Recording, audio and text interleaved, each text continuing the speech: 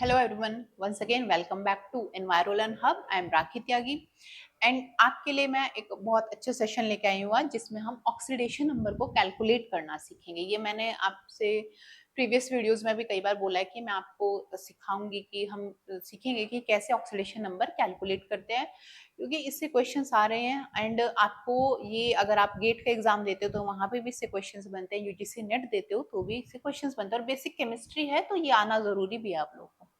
Okay, तो चलिए start करते हैं how to calculate oxidation number. Okay, तो देखो सबसे पहले कि ऑक्सीडेशन नंबर या स्टेट हम किसको बोलते हैं। So it is the state of an atom which is equal to the total number of electron which have been removed from an element. ठीक है, आपने देखा होगा कि देखो इस तरीके से मान लो लिखा होता है CO3 2 नेगेटिव, तो ये जो चीज ऊपर लिखी है मतलब किसी भी एटम का अगर हम देखें जो उसकी ऑक्सीडेशन स्टेट या नंबर होती है वो किसके बराबर होती है कि कितने इलेक्ट्रॉन्स वहां से रिमूव हुए हैं, या तो पॉजिटिव भी हो सकते हैं ये या फिर, और अगर ऐड हुए हैं तो नेगेटिव होगी। ठीक है, अगर रिमूव हुए हैं तो पॉजिटिव होगी, अगर उसने लिया है तो नेगेटिव होगी। ठीक है, to reach its present state. ठीक है, उसको कंप्लीट करने के लिए। Now oxidation involves an increase in oxidation state and reduction involves a decrease in oxidation state. अगर ऑक्सीडेशन होगा तो उसकी ऑक्सीडेशन स्टेट इंक्रीज होगी, रिडक्शन होगा तो उसकी ऑक्सीडेशन स्टेट डिक्रीज होगी। ठीक है, अगर आपको ऑक्सीडेशन और रिडक्शन में डिफरेंस नहीं पता है तो आप मुझे कमेंट सेक्शन में बताना, तो मैं इसके लिए आपको अलग से फिर क्लियर करूंगी। ठीक है, तो देखो पीरियोडिक टेबल।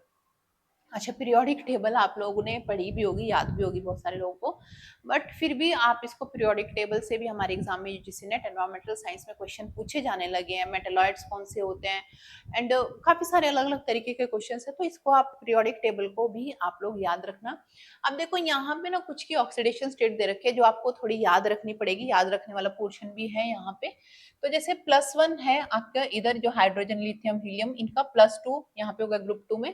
ठीक है, +3 +4 +3 +4 -3 -2 -1 एंड 0, ये आपको याद रखने। ये हेलोजेंस की -1 होगी, नोबल गैसेस की 0 होगी आपकी।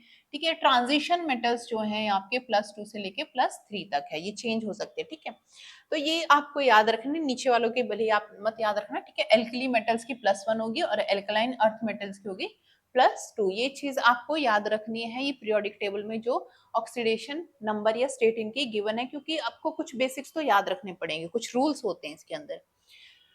तो देखो रूल्स में देखो, the oxidation state of an uncombined element is 0। Uncombined का जैसे मतलब है कि ये हो गया, मान लो अनकंबाइंड है अपनी एलिमेंटल स्टेट में, क्लोरीन सल्फर, तो इन सब का क्या है, आपका ऑक्सीडेशन स्टेट हमेशा 0 होगा, ये चीज आपको याद रखनी है। ठीक है, and large structure of carbon और silicon each have an oxidation state of 0। The sum of the oxidation state of all the atoms और ions in a neutral compound is 0। ठीक है, तो जितना भी मतलब जितने भी एटम्स या आयंस है किसी भी न्यूट्रल कंपाउंड में, मान लो CaCO3 की मैं बात कर रही हूँ, तो इसका जो ऑक्सीडेशन स्टेट रहेगा वो भी 0 रहेगा। The sum of the oxidation state of the all the atoms in iron is equal to the charge on the iron। अब ये मैं वैसे बताऊंगी कि कैसे। मान लो मैंने यहाँ पे बोला Ca2 positive plus CO3 2 negative, तो इसका अगर हम देखें तो 2 पॉजिटिव प्लस 2 नेगेटिव इन दोनों का जो सम होगा वो इसका इस टोटल कंपाउंड के बराबर होगा। ठीक है, ऑक्सीडेशन स्टेट के बराबर होगा जो इनके ऊपर चार्ज है।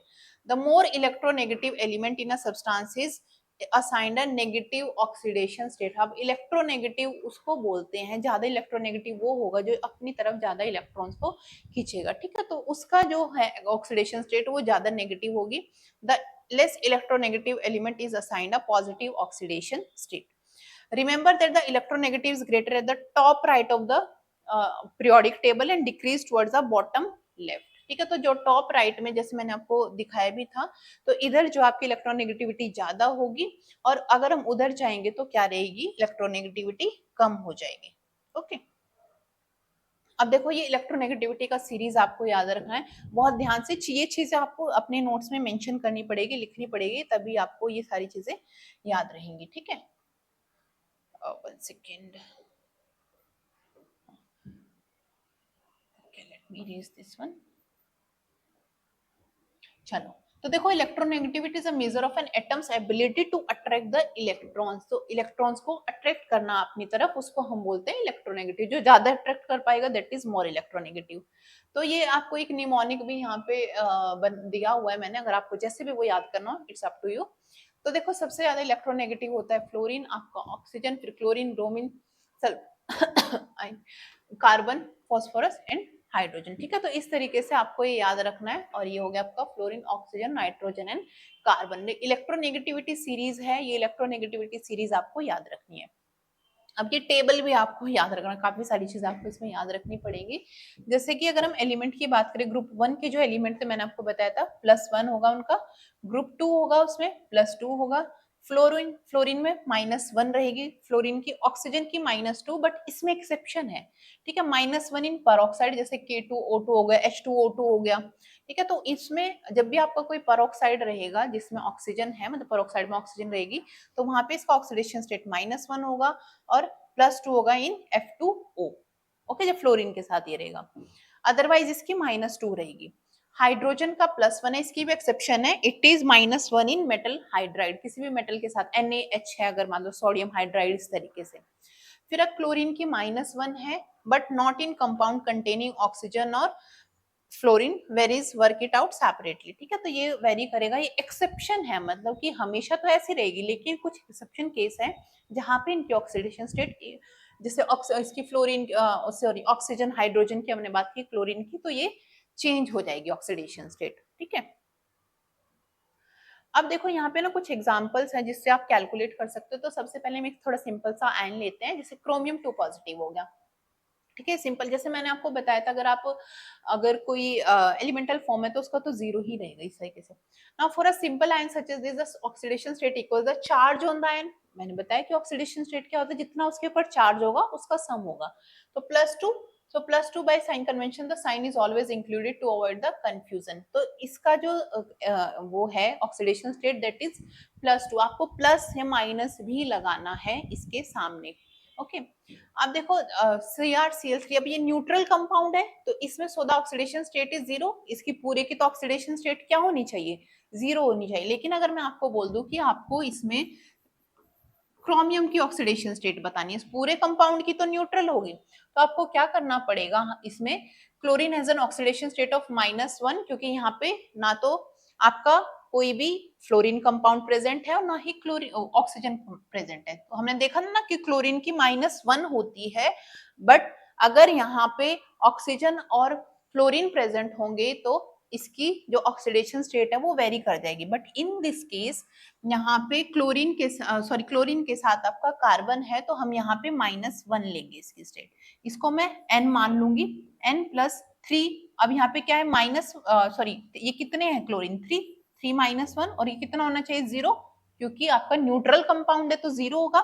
तो अगर हम इसको सॉल्व करेंगे, n-3 is equal to 0, so n is equal to +3। तो जो यहाँ पे क्रोमियम की ऑक्सीडेशन स्टेट होगी वो होगी +3। ओके, तो ये है आपके छोटे छोटे, बहुत मुश्किल आपके मतलब आपको नहीं आएगा इसमें ना सॉल्व करना, बट आपको आना चाहिए। सबसे बेसिकली आपको ये टेबल आपको याद रखना है, इलेक्ट्रोनेगेटिविटी आपको याद रखनी है। अब देखो ये वाला कंपाउंड है जैसे, ठीक है, तो देखो this is an ion and so the sum of the oxidation state is equal to the charge. अब ये पूरा का पूरा क्या है आपका आयनिक फॉर्म में ना, ये देखो यहाँ पे ये न्यूट्रल कंपाउंड तो नहीं है, तो पूरा का पूरा जो ऑक्सीडेशन स्टेट होगी इसके चार्ज के बराबर होगी, चार्ज ऑन द आयन, जैसे +3 है। There is a shortcut for working out oxidation state in a complex ion like this, where the metal atom is surrounded by electrically neutral molecule. ये metal है आपका, ये surrounded है 6H2 molecule है, neutral molecule है like water और ammonia.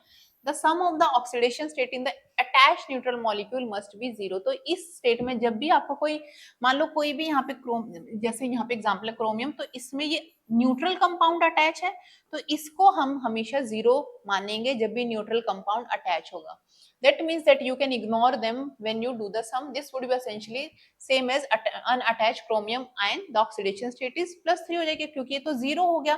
तो हम यहाँ पे क्या करेंगे, +0 इज इक्वल टू, अब यहाँ पे जो ऑक्सीडेशन, यहाँ पे इसको सॉल्व करते हैं, क्रोमियम को मैंने x माना क्योंकि इसको हमें कैलकुलेट करना है, इसको हमने 0 माना था, तो 0 × 6 अभी के लिए हम ऐसे लिखते हैं, और ये हमें पता है कि जब भी हमें ऑक्सीडेशन स्टेट निकालनी है तो पूरे के पूरे आयन की जो ऑक्सीडेशन स्टेट है, मतलब जो उसके ऊपर चार्ज है, वही उसका टोटल ऑक्सीडेशन स्टेट होगा। यहाँ पे हम लिख देंगे +3, सो x इज इक्वल टू +3, तो क्रोमियम की +3 आपकी ऑक्सीडेशन स्टेट आ गई। तो इस तरीके से आपको बस ये याद रखना है। इसके ना रूल्स आपको याद रखने, अगर आप रूल्स दिमाग में रखोगे तो चीजें बहुत इजीली आपको समझ आएंगी।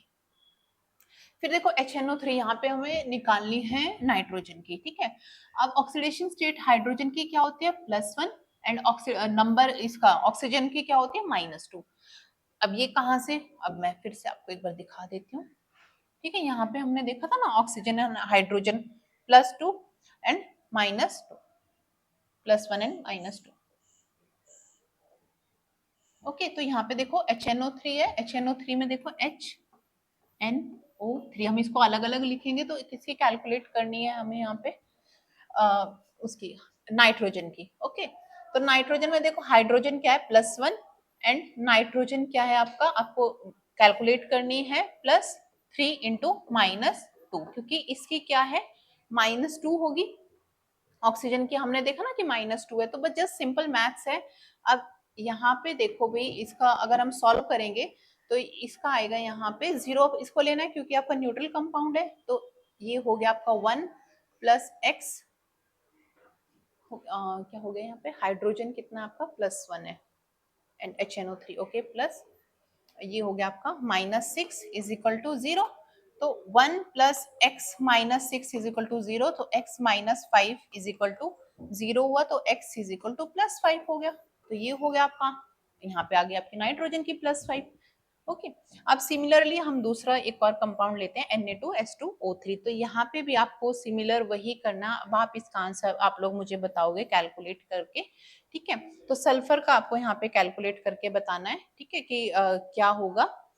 तो आई होप आपको ये क्लियर होगा। ये कमेंट सेक्शन में आप मुझे बताओगे कि इसकी ऑक्सीडेशन स्टेट क्या होगी, ठीक है। तो इसको आप x मान लोगे पहले सल्फर को, और उसके बाद आप कैलकुलेट करोगे पूरा का पूरा इसका ऑक्सीडेशन स्टेट की क्या इसकी ऑक्सीडेशन स्टेट आएगी। इस तरीके के बहुत सारे एग्जाम्पल हैं जो कि आपको सॉल्व करने हैं। आप मुझे कमेंट सेक्शन में बताना, अगर आपको चाहिए तो मैं और भी ज्यादा एग्जाम्पल्स आपको वहाँ पे प्रोवाइड कर दूंगी।